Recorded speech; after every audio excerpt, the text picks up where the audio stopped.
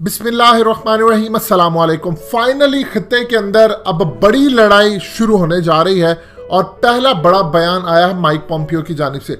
आपको हकीकत टीवी ने वीडियो बनाकर दी कि किस तरह इंडियन मीडिया के ऊपर उनकी इंटेलिजेंस एजेंसी और आर्मी की जानिब से बड़ी खबर चलवाई गई कि 45,000 फौजी डिप्लॉय होने जा रहे हैं, जो कि लद्दाख और दूसरे इलाकों में है। असल में ये इंडिया ने गुफ्तगू की अमेरिका से और उसके बाद फिर आप देखिए कि जब ये खबर ब्रेक करवाई तो माइक पॉम्पियो ने फिर क्या बयान दिया। माइक पॉम्पियो ने कहा कि वो अपने तमाम की तमाम फौजें जो हैं वो यूरोप से मूव कर रहे हैं और वो चाइना का जो इस वक्त थ्रेट है इंडिया को, उसके अलावा वियतनाम को, मलेशिया को, इंडोनेशिया को, हांगकांग को और उसके अलावा सबसे ज्यादा जो बड़ा और अहम तरीन उनको थ्रेट है वो ताइवान को है। यहां पर इन सब के खिलाफ हम फौजें लेकर आ रहे हैं और चाइना को रोक रहे हैं कि वो इंडिया समेत जितने लैंड पर कब्जा करना चाह रहा है वो पीछे इससे हट जाए। लिहाजा हमारी फौजें आ रही हैं। मजीद डिस्कस करने से पहले इस वीडियो को लाइक करें, हकीकत टीवी को सब्सक्राइब करें और बेल आइकन पर जरूर क्लिक करें। असल में पॉम्पियो का ये जो बयान है वो इंडिया के अंदर बड़े लेवल पर ब्रेकिंग न्यूज बनाकर चलाया गया कि अब इंडिया की मदद को अमेरिका आ रहा है। अमेरिका असल में नेटो को लेकर आना चाहता है, जहाज, समंदरी बेड़े और ये तमाम की तमाम वो चीजें लेकर आ रहा है। चाइना इसको एज ए देखता है बेटर अपॉर्चुनिटी। चाइना पूरी तैयारी करके बैठा है। देखिए, शतरंज का एक असूल होता है कि जब आपको एक अच्छी चाल नजर आती है तो आप फिर बेहतरीन चाल की तरफ देखते हैं। चाइना इस वक्त ये सूरत हाल कर रहा है। हमेशा से याद रखिएगा, शतरंज में अगर आप अपने प्यादे बचा कर रखते हैं तो वो एंड पर वजीर भी बन सकते हैं और वो वजीर बनकर मुखालिफ पार्टीज को शिकस्त इजीली दे सकते हैं। चाइना यही काम करने जा रहा है। देखिए, आज से तकरीबन 2019 का स्टार्ट ले लीजिए, आज 2020 चल रहा है, जून का महीना है। चाइना ने 2019 जनवरी के अंदर कहा था कि बहुत बड़ा थ्रेट है हमें, ब्लैक स्वान और ग्रे हाइनो आने वाला है, जो कि अचानक पूरी दुनिया का निजाम, पूरी दुनिया के अंदर सब कुछ बदल देगा। और उस वक्त चाइना के सदर ने अपनी आर्मी को कहा था कि आप जंग की तैयारियां शुरू करें। जाहिर सी बात है, चाइना को इदराक इस बात का हो चला था कि यहां पर कुछ होने जा रहा है और अमेरिका के हवाले से वो मुकम्मल तौर पर तैयार थे। अब आप ये देखिए कि चाइना करने क्या चाह रहा है। चाइना नेपाल, भूटान, पाकिस्तान और इंडिया के इर्द गिर्द जितने भी लोग हैं, असल में साउथ चाइना सी को वो काउंटर कर लेगा, किसी ना किसी तरह वो कर लेगा, क्योंकि पानियों के ऊपर उसको बड़ी जबरदस्त रसाई हासिल है।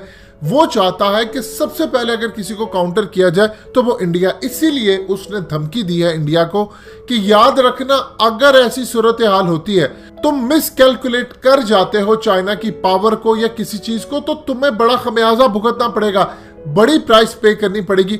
अब आप ये देखिए, चाइना ने इस वक्त तमाम के तमाम, चाहे भूटान हो, नेपाल हो, इन सब को खिलाफ कर दिया है। इंडिया के, बांग्लादेश को भी इनके खिलाफ कर चुका है, खुद वो ऑलरेडी खिलाफ है। असल में उसने असल और बड़ी मूव चलवानी है पाकिस्तान के थ्रू।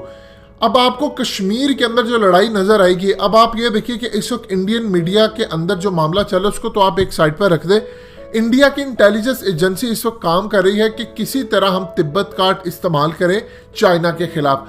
और चाइना आगे प्लान ये कर रहा है कि वो कश्मीर के मामले के अंदर पाकिस्तान के साथ मिल जाए और हम कश्मीरियों को मुकम्मल तौर पर आजादी दिलवाने के लिए एक प्लेटफॉर्म पर आ जाए।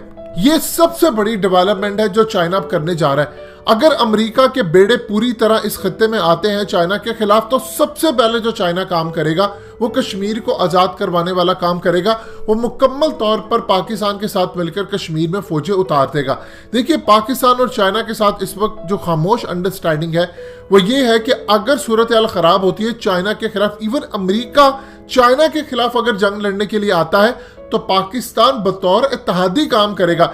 यानी जो पाकिस्तान के अड्डे हैं वो चाइना इस्तेमाल करेगा, चाहे अमेरिका के खिलाफ अफगानिस्तान के अंदर हो या किसी भी जगह हो, और पाकिस्तान फिर इस जंग के अंदर मुकम्मल तौर पर शमूलियत इख्तियार करेगा। उसकी वजह यह है कि अमेरिका अगर चाइना के खिलाफ लड़ता है तो वो इंडोनेशिया को लड़वाएगा, वो वियतनाम को लड़वाएगा, वो ताइवान को लड़वाएगा, वो इंडिया को भी लड़वाएगा।